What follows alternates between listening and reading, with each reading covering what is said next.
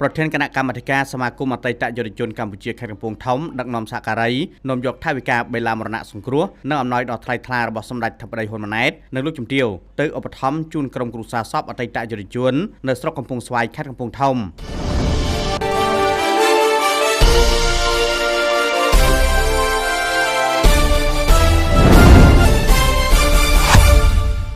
នៅព្រឹកថ្ងៃទី12ខែមីនាឆ្នាំ2025អាដាមស្នៃទូសំសុនមានបញ្ជាការតំបន់ប្រតិបត្តិការសក្រងប្រធានគណៈកម្មាធិការសមាគមអតីតយុវជនកម្ពុជាខេត្តកំពង់ធំបានដឹកនាំសហការីរួមជាមួយអាជ្ញាធរដែនដីនាំយកនៅថវិកាបេឡាមរណៈសង្គ្រោះនិងស្បៀងអាហារគ្រឿងឧបភោគបរិភោគអំណោយរបស់សម្ដេចមហាបវរធិបតីហ៊ុនម៉ាណែតនិងលោកជំទាវជូនគ្រួសារសពអតីតយុវជនពិការឈ្មោះគង់រ៉េមឋានន្តរស័ក្តិពលបាលទូអតីតនៅអង្គភាពវិរៈស្នាតូចលេខ55ដែលបានទទួលមរណភាពដោយរោគគាពាតក្នុងជនអាយុ73ឆ្នាំដែលពិធីនេះប្រព្រឹត្តទៅនៅភូមិពីមក្រែងឃុំក្តីដូងស្រុកកំពង់ស្វាយខេត្តកំពង់ធំ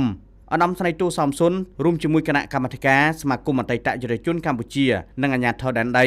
បានថ្លែងនូវការសោកស្ដាយអាឡោះអាល័យនិងបានគោរពបួងសួងដល់វិញ្ញាណក្ខន្ធលោកគង់រ៉េមដែលបានទទួលមរណភាពនៅពេលកន្លងទៅសូមបានទៅកាន់សុគតិភពកុំអីឃ្លៀងឃ្លាតឡើយហើយនឹងបានជូនពរដល់ក្រុមគ្រួសារសពសូមមានសុខភាពល្អទទួលបាននូវសេចក្តីសុខសេចក្តីចម្រើនជាមួយគ្នានោះដែរអាដាមស្នៃទូសំសុនក៏បានថ្លែងអំណរគុណដល់ជ្រាលជ្រៅចំពោះបងប្អូនប្រជាពលរដ្ឋដែលបានចូលរួមក្នុងពិធីបុណ្យសពយ៉ាងច្រើនកកកនៅពេលនេះ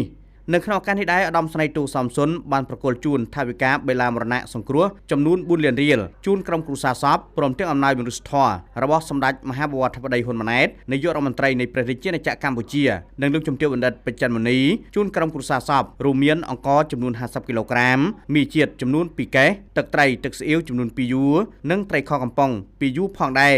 ក្រុមគ្រួសារអតីតយុវជនបានគោរពថ្លែងអំណរគុណដល់ជ្រាលជ្រៅជាទីបំផុតចំពោះសម្ដេចមហាបវរធិបតីហ៊ុនម៉ាណែតនិងលោកជំទាវបណ្ឌិតបច្ច័នមុនី